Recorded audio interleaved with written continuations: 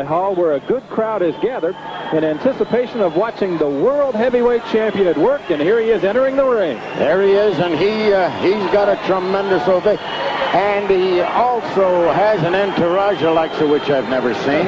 He is really surrounded by trainers, managers, security people, but both are in the ring, Dan, and this is what counts. There's Quick Tillis taking the normal bows, and we'll go up to the announcer now. Scheduled 4 rounds of boxing. First of all, in the red corner, he is fighting out of Tulsa, Oklahoma. He weighs 219 pounds, a professional record of 38, 13-1, and one of only 2 individuals ever to go the distance with the reigning heavyweight champion.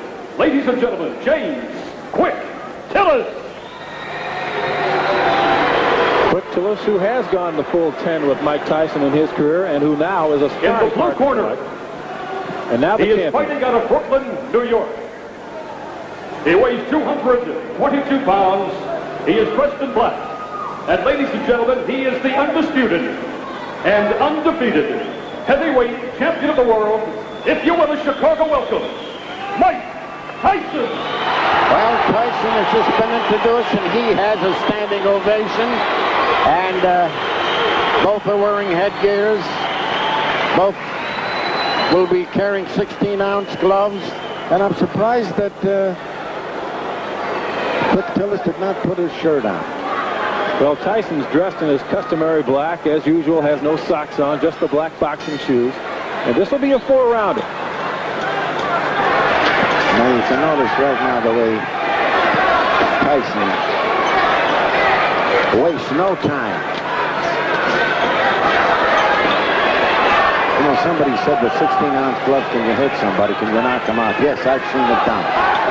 Of course, with headgear, it'd be very difficult to do that, but that's not the intent tonight anyway. People want to see Mike Tyson in action, and they're probably going to get the full 4 rounds. Well, Dan, what you're looking at right now, they're not clowning around just for the benefit of the fans here. They're not showing them, well, here we are, we'll take it easy. They're out there winging. I think anytime Mike Tyson steps underneath those ropes, he's out there for business. I don't think he touches around very often in the ring. Dan, you're right. He's doing it right now.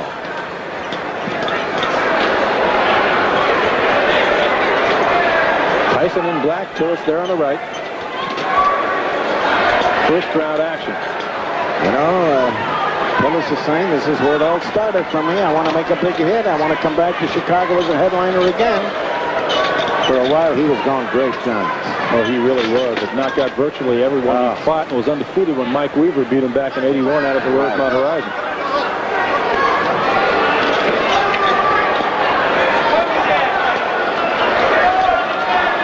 Tyson is just warming up a little bit, you see, and it really does not, I'll emphasize that, try to hurt Quick Tillis.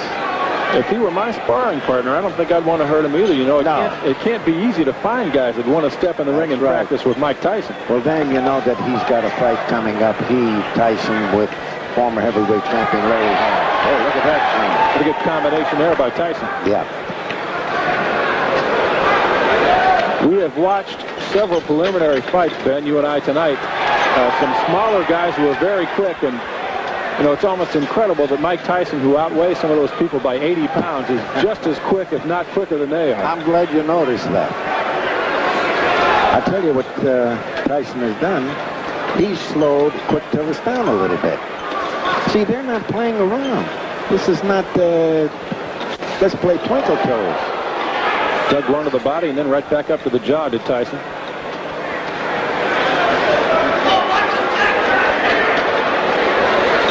And you look through the crowd and you watch all the folks.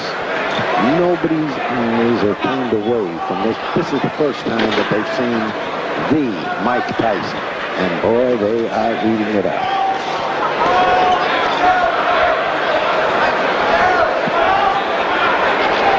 Counting down to the end of the first round. Again, this is scheduled for 4. An exhibition. There'll be no decision at the end. There's one. Yeah, well, you know, as you look at him, Dan, I feel that as great as he is, Tyson, he needs a lot of work. He certainly needs a lot of work yet. Well, you've been around boxing for years and years, and you saw some of the greatest heavyweights in history come through Chicago. Right. Guys like Marciano and the Who like. fought here in Chicago. How would, in your opinion, this guy compare to some of those people? Well, I'll be very honest with you. I still think, as I said earlier, he needs a lot of work. I don't think he would have fared well with a Joe Louis. I don't think that Marciano would have had trouble with him. He's still got a long ways to go. Good fighter, real good fighter. Again, I say nobody around to challenge him, but I think that some of the other fighters that I had seen, the great heavyweights, he needs a lot of work yet.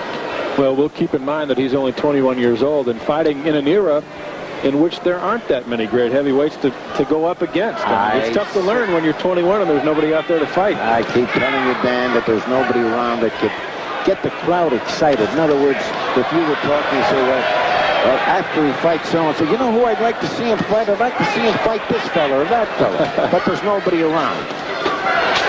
Well, he's got Larry Holmes coming up in January.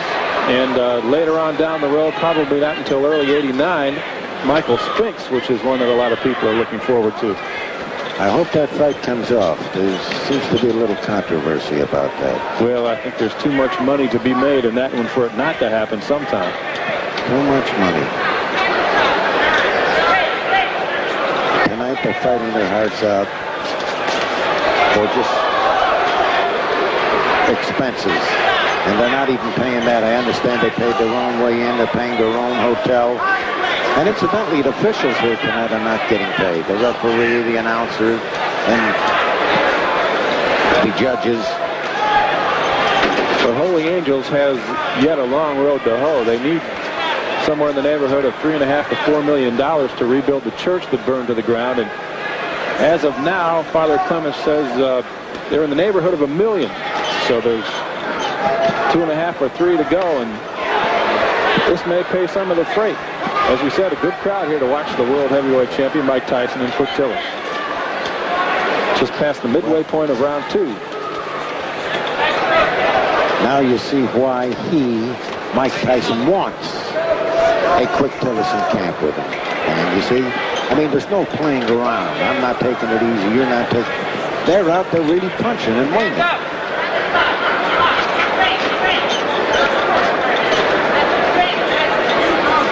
There's the shuffle, the old Ali shuffle. Good body with 2 big right hands to the body. I hear it down here, Dan. There's the shuffle, the old Ali shuffle. Good body with 2 big right hands to the body. I hear it down here, Dan.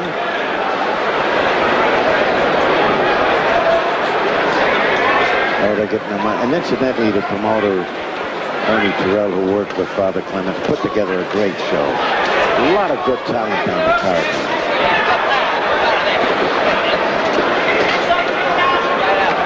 We'll be seeing some more of that talent later on in the show.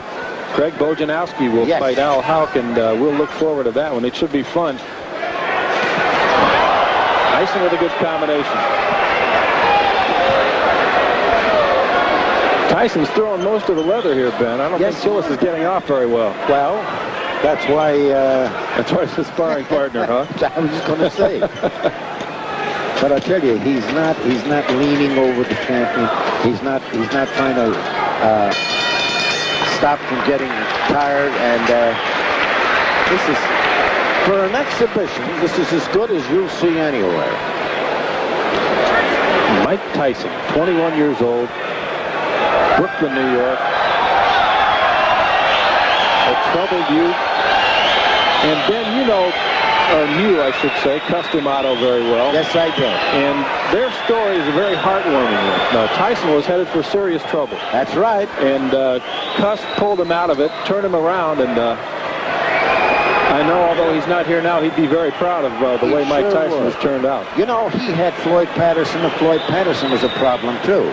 And it was Cuss D'Amato, that took him out of I think a Williamsburg section in New York, and he too was running around with bad company, turned him into there was something about Cuss D'Amato that immediately gripped you. And Man wound up with 2 world champions.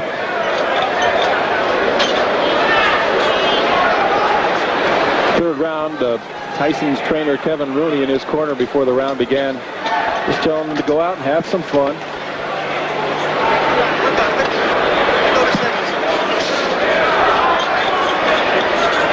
See what I enjoy about this, it's not patty cake. No, it really isn't. Boy, what a great thing it would be for Chicago to have him come here and fight when something was on the line. Oh. Well, I know the next fight is not coming here. It's scheduled for January, and he fights Larry Holmes.